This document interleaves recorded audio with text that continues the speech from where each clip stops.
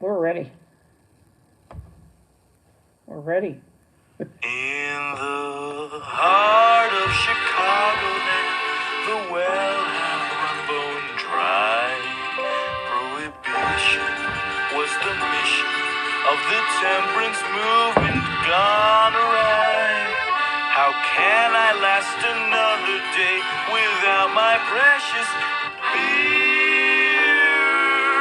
Who will save the day, you ask? But never fear, for here comes Al Capone, Scarface man himself, who put the goods back on your shelf. So grab a drink and thank him, Al Capone, a great tycoon, a ruthless villain. Tangle with his crew and he'll be coming after you, man. So, you get Al Capone playing. Al was born and raised in Brooklyn, NYC, to an average Italian migrant family. But getting beat by nuns in Catholic school left a chip on his shoulder.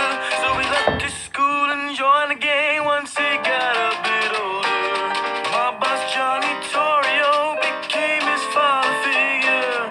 He told him how to run the mafia without pulling the trigger.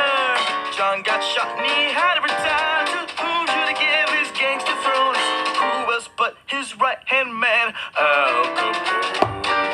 We have this song about them. Scarface man himself. So I did that for him. Back on your shelf. So grab a drink and thank him, Al Capone, a great tycoon, a ruthless villain. Tangle with his crew and he'll be coming after you, man.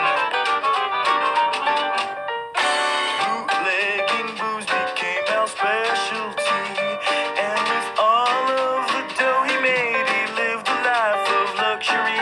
The downtown streets were lined with people from near and far, just to see Al roll on by in his fancy armored car. But that all changed once he got blamed for the murder of guys from a rival gang. Public outcry brought shame and dishonor to his famous name. Cops responded to these claims with plenty of suspicion. If I do one thing before I die, I'm throwing his behind the prison. Al Capone, Scarface man. If I do one thing before I die, I'm throwing his butt in prison. That's what one of the policemen said. So I dressed for Scarface. Thought I could look like a gangster with my missing tooth. This not fixed yet. And then Scarface here. I'm just lying. I have a corroded chin and taking antibiotics for it, and I couldn't decide whether to just let you see the corroded chin or just cover it up. So that's why I haven't made any videos for a couple of days, because I don't like it all corroded. So anyway, I want to talk about Al Capone. And I just want to talk a little bit about Al Capone. So I started reading some more. Now I got a lot to tell you about Al Capone. And I want to do John Dillinger one of these days, because he's got lots of connections around Indiana. Some real close to where I live right here, and a lot of them in Nashville, Indiana. So, plus I've been to his grave and can show you his grave, which is... Anyway, but we're not talking about... hair will bother me here today. We're not talking about John Dillinger today. We're talking about Al Capone. And I had to learn about Al Capone a little bit. So I want to tell you, first of all, Valentine's Day... I need to talk so you can hear me. Valentine's Day was Monday. Sorry, tooth not fixed yet. Been to the dentist, but I have to go back. Valentine's Day was Monday, and we're a little past that, but probably one of the most famous things that happened during Al Capone's, I guess you could call it a reign of terror. Some people thought it was the exact opposite, but anyway, it was the St. Valentine's Day Massacre, which happened on Valentine's Day in 1929 in Chicago, and we'll just start with that. What happened is,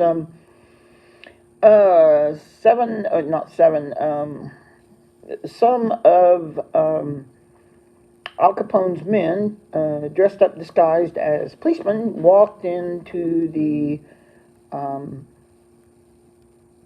base, I don't know if you want to call it that. It was a garage of the rival group, lined them up and line them up against the wall, 7 of them. They thought that the boss was in there.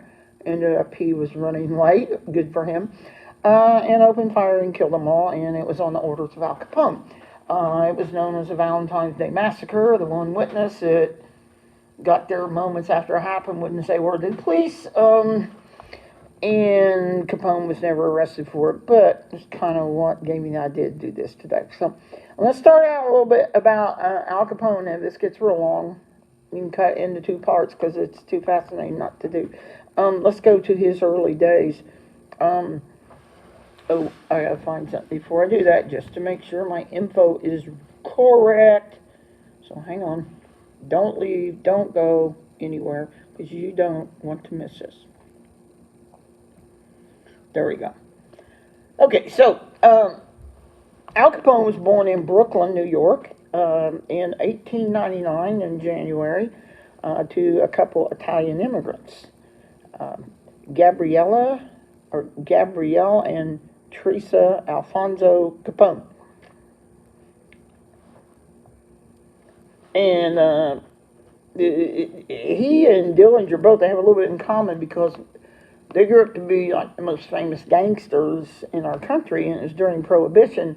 But still, they were also kind of known as the Robin Hood of, I mean, they didn't just do bad things, they did some good things too, but the things they did were really, really, really bad. So, I'm just going to start right in here and tell you a little bit about Al Capone. The number one thing I want to tell you is about how he started out as a kid with a bad temper. He hung around the docks in Brooklyn, through near the Navy Yard. He was a real good student, but at age 14, he lost his temper and he hit his teacher. I believe it was in a Catholic school, I think. Anyway, he hit his teacher in public school 133. He hit her in the face, and then to hear some, he was expelled from school. To hear Capone and others that were close to him, he just took off and left and never came back. Whatever the case, he didn't come back to school. So he had a bad temper. So we'll start out with that. And then he was 14 when that happened. He started taking odd jobs, different places. I thought they were kind of interesting. He worked in a candy store. He worked in a bowling alley. He worked in a book bindery where they bound books. He would earn quick money at the pool hall. And he and his brother Ralph, he had quite a few brothers and sisters, I don't know how many, but Ralph kind of stayed with him in crime throughout the years. But anyway, the two of them played semi-pro Brooklyn baseball together on a semi-pro team in Brooklyn. So I thought that was kind of interesting. So I'm gonna go to the third thing I'm gonna tell you here. I think I've got like 17 things or something. So pull up a chair, get you a drink, and learn about Al Capone.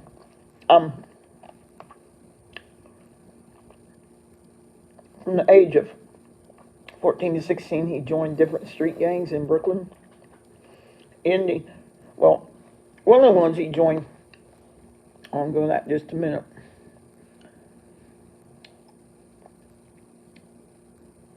He joined a group called the James Street Boys Gang, and there was a guy there named Torino, and he took Al Capone under his wing, and Al Capone was a protege to him, and they got very, very attached. He did move on when he was 16 to another gang, the Lower East Side Gang, and they were called the 5 Point Gang, and I guess they were one of the most notorious in Brooklyn, New York at the time. But he still would go back to the leader of the James Street Boys, which was a guy named Johnny Torino. So he will come back in this story. So I want to make sure I did that. Next thing I want to talk about is how he got his name marked. The 3 big scars on his face. His nickname was Scarface. He didn't like that nickname. He wanted to be called Snooky because of the fancy clothes that he wore all the time, but it didn't make it. He became Scarface. His friends called him Snooky. So anyway, the way he got that big old scar, there's a couple different stories. Well, actually, there's one story, and then there's Capone's story, which is not true. The one story that apparently seems to be true is Capone, when he was in Torino's gang, was introduced to a Brooklyn racketeer named Frankie Yale. And then so he hired Capone as a barkeeper and occasional bouncer. He owned a dance. He owned a dance hall and saloon at Coney Island that was called the Harvard Hall. Clever name, Harvard Hall. And the story goes like this: Capone allegedly insulted the sister of a local petty felon. I've read like 3 different things on Al Capone, and they say that he said something out her backside. I'm sure it wasn't just the nicest thing in the world, and her brother didn't like it, and he apparently sought out Capone. His name was Frank Goluco. And that he comes back too later, and he comes and he takes a pocket knife and slashes Capone in this bar across the face. Takes 80 stitches to sew it up. Another version is 2 men just came in the bar and just slashed his face. I don't like that one as well. Took 80 stitches to sew it up. Why I'm kind of smiling here is that, I'm sorry, it's not Snooky, it's Snorky, S-N-O-R-K-Y. That's what he wanted to be called, because he was always dressed real good. Well, Capone told everybody later in life that those scars were caused by shrapnel that he was hit with while he was fighting in France in World War I. The only problem with that story is Capone had never gone to war. So he hadn't even been in war. So I think probably the first story about him insulting a woman's backside and her brother going after him is probably the correct one. Here's the interesting thing.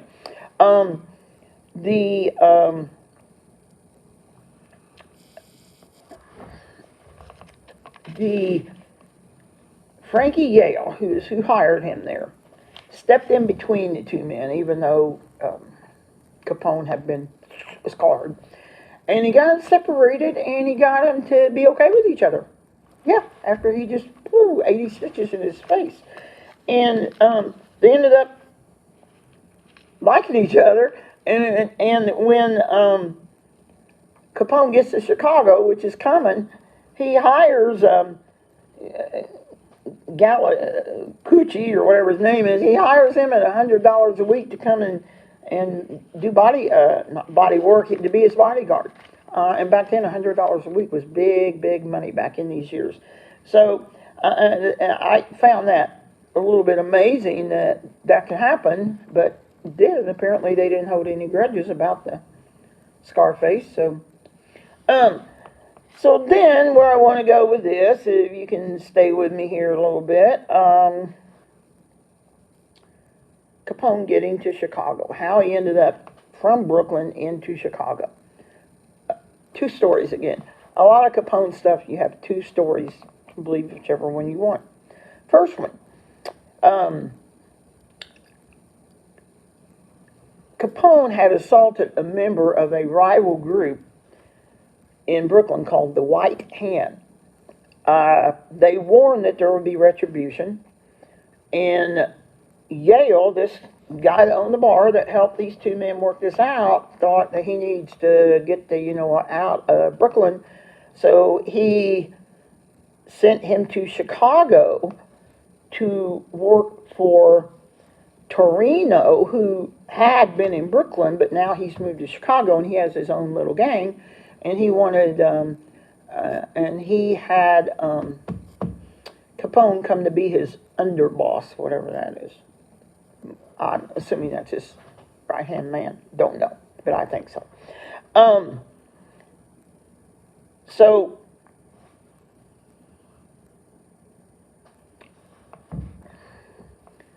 Torino worked for a man called Big Jim Colosimo. A lot of these are Italian names, and this was in 1909. So that's supposedly one reason he got there. And then the other story is Capone arrived in 1919 because he just wanted to go and be under Torino's catchment, if you want to call it that. I don't know. That there was no rival gang or anything. But then, shortly after Capone got to Chicago in 1919, this other guy that I had trouble saying, Colosimo, who was the big gangster guy in Chicago, he was killed. And they say either Capone or Yale, Frankie Yale, one of them did the killing. So once the killing was over, guess what? Torino, who had been his boss back in Brooklyn, became the head of the huge, big mobster group in Chicago. Okay.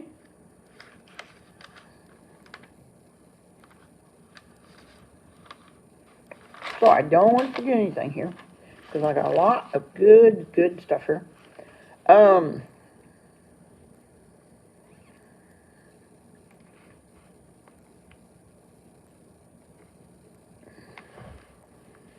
So, in 1924, it said the leader of the Irish Side Gang, his name was O'Bannon. He was killed outside his florist shop, and on the orders of Torino, who was the boss now of Capone. And so, of course, the group said they were going to retaliate and they were going to go after Torino, and they did. The next year, they attempted to assassinate not Capone, but Torino. It did not work. They injured him, but he did survive. And then he had to serve some time in jail. Torino did. And by the time he got out of jail, he told him, I'm over this. I'm too old for this. I'm retiring.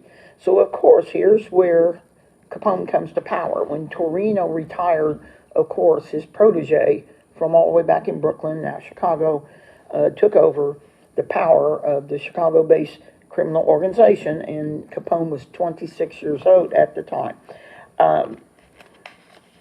And at that time, the big things that they made their money off were bootlegging, because it's prohibition, and gambling, and racketeering.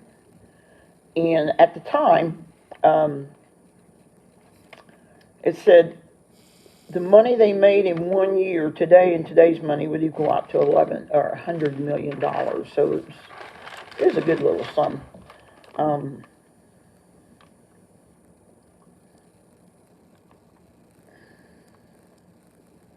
Well, I'm sorry, it was just $100 million a year. I thought that was in our money today. So that's a lot of money. Lots of money. I boo-booed. There are, like, when I read about Capone, 3 or 4 things that stuck out to me as being just really interesting. Probably people don't know. You may have known all this stuff I already told you. But one thing I did not know is that his oldest brother, who was James Capone, he had the opposite side, the opposite point of view as what Al Capone did. Al Capone used prohibition to make money and loved it. And James Capone ended up on the other side of it. So what happened with James, he ended up trying to catch people that were breaking prohibition, which I thought was interesting. So what happened with James is he left New York in his mid-teens, and he changed his name. He did not want the Capone name anymore, so he changed his name to Richard James Hart, H-A-R-T. And he ended up going to Oklahoma and I can't find the name of the little town I had a while ago. It's kind of a neat little name of a little town. He became a federal prohibition agent in Nebraska. And he caught all kinds of people because I guess he would dress up and act like he was, one of the bootleggers, and then he would arrest him, and he did that a lot. He became pretty famous for that, and that was Capone's brother who changed his name. Here's another thing I thought was just fascinating. Capone bought a home in Miami Beach's Palm Island in 1928. Well, the people of Miami Beach did not want Capone down there, okay? Because he was a big gangster. He was like #1 enemy in the country. So the neighbors weren't happy. Miami Beach was not happy. So here's what they did. They came up with a plan. And the plan was called the Chicago Plan.